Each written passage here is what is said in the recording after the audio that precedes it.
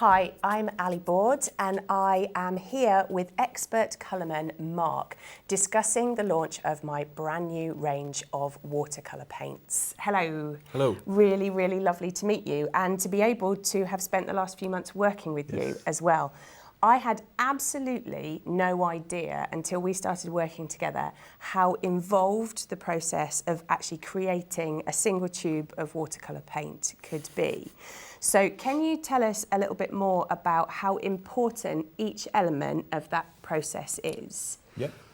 So every single step is attention to detail. What I find, it's attention to using the highest quality pigments and sourcing them, testing everybody's out. It's never just don't go for the most expensive like anything. It's go for the one that works the best. It wets out the best. It grinds down the best. It just works for the artist, and it's the most vibrant pigment that we can sort. But you can have, again, it's like anything with watercolour. You can have the best paper, but if you don't have the best brushes or the best materials, then it's not going to show to its full effect. So it's the same with building the watercolour.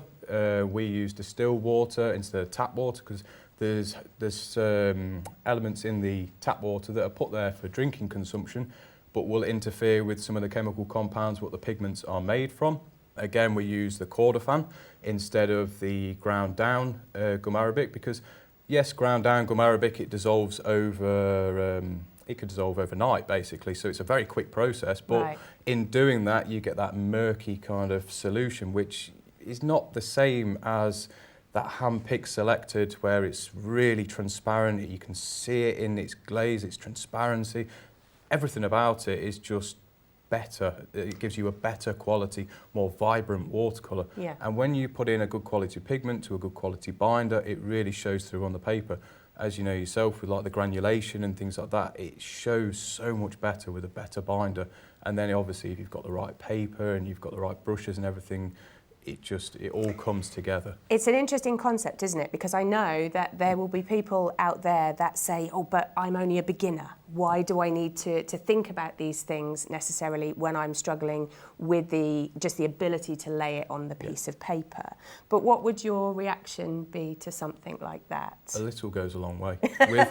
With professional materials, I know you can get student grades and things like that, but they just go so much further.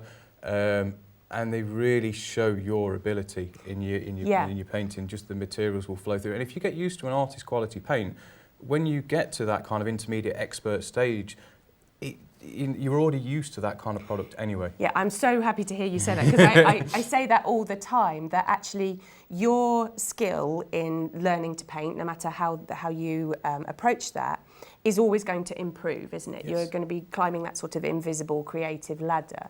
And at least if you start off with a paint that is going to do all of those things, whilst you upgrade your skills, you're not having to upgrade your materials all the time. So I'm really pleased to hear you say that. I also think there's an argument, isn't there, for giving yourself the best chance. Yes, definitely. There's so much to struggle with painting and learning to paint, no matter whether you are beginner, professional or whatever it is. And you want your materials to do the best job that they possibly can, 100%. Don't they?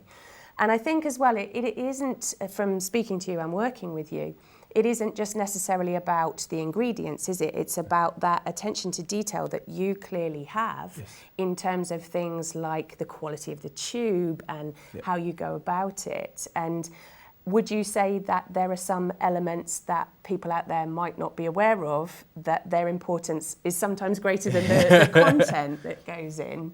100%.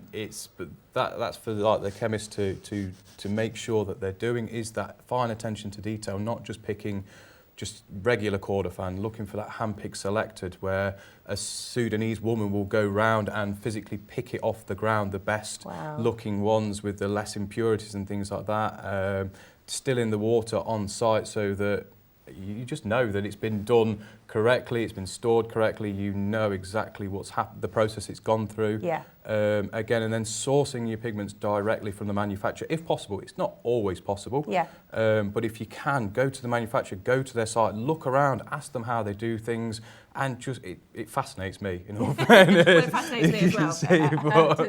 It's just making sure that every little detail is looked at, and you know that if you go to the manufacturer site, you know their quality control process is up to your standards.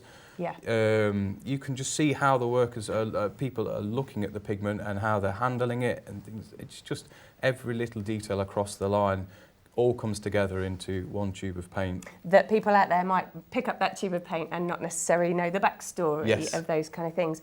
So with that in mind as well, how important, because it's incredibly important to me, but how important are things like sustainability and the ethical process that goes into the ingredient and the manufacture of paints like these? Extremely, especially in this day and age where we know what these kind of things are doing to the planet, and we should be more environmentally aware. Yeah. To me, that flows straight through into the product itself.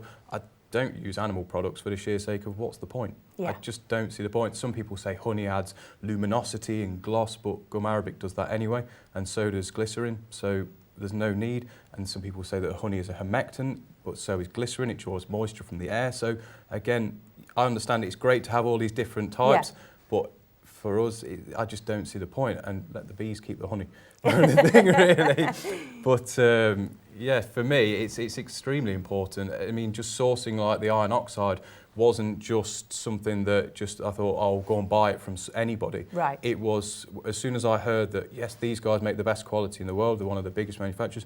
But as soon as I saw that how ethical they were and environmentally friendly, it sold it to me just because of that as well. I thought I'm getting a great quality pigment and it's environmentally friendly. What's there to lose, really? Yeah, and I mean, it's great for the consumer as well, and obviously I am the consumer of these pigments, to be able to know with clarity that you have gone to those lengths to draw from things that are important to me, things that I need to be able to be secure in the knowledge when I'm using the paints that I am using something that isn't going to be as impactful as other parts of it. So if we think that we've gone through the process of sourcing the materials ethically for the quality, how do you maintain that quality? Because there isn't ever one batch of watercolours. There's not. And there isn't certainly, because you and I have been working together for a couple of months now, I had quite specific requirements, I think is the polite way of saying it. How do you ensure that somebody like me gets the type of paint that they want and that it can be sustained across several batches? So we use sets of scales that go down to 0.01 of a gram, so they're very, very accurate scales for one. I always try and buy off the same supplier, but things can happen, so I'll always try and match the quality if I can. But then again, it's keeping the job sheet. So once I've done a formulation, this is why I test the density, this is why I test the fineness of grind. I then take all the original swatches, I keep them, I've got transparency lines on the swatches, I've tested it on different types of paper, and I keep them all together in what you probably call a little job bag kind of thing, but I put them in the box with some of the original tubes from the original batch, and just so you're sort of creating an archive, aren't you? I am. Of things that you have created. And I'm guessing as well that obviously different artists have different requirements. I know that I was incredibly specific with the requirements that I had for a particular paint. And is that something that you find interesting when you're working with an artist to go? I love it. Yeah, it's a challenge. That's a good job. Yeah. I'm a person that loves a challenge. And when you set me the challenge of I want these paints and I want them in this kind of specific and I want them to granulate and I want them to be as pure as possible, I need the ethics in there as well. Yeah. The consistency I had originally given you said no, I want it to be a bit more viscous. I want to know how it feels to come out of the tube. I like challenges like that because it helps me become a better chemist. It helps me make better colour, which then helps. It's a domino effect of helps the artists, and it's just. Well, it's a I learning have to process. say that it's been an absolute joy to work with you for all those reasons, because in my position, it's quite rare to be able to find somebody who is willing to rise to those challenges, but also to be able to really get down to the nitty-gritty of something, to have discussions about how viscous something is and how it comes out of the tube, and even little things like we've talked at length about the caps on these tubes. Yep. I was thrilled when you said that this was a thing, because a lot of people that I speak to struggle to get caps on, or they have mobility issues, and so you really have thought of every last little detail, and I'm genuinely so impressed with the quality of the paints and how they've come out. So thank you ever so much. It's been just a joy to work with you, and thank you for chatting with me about this today.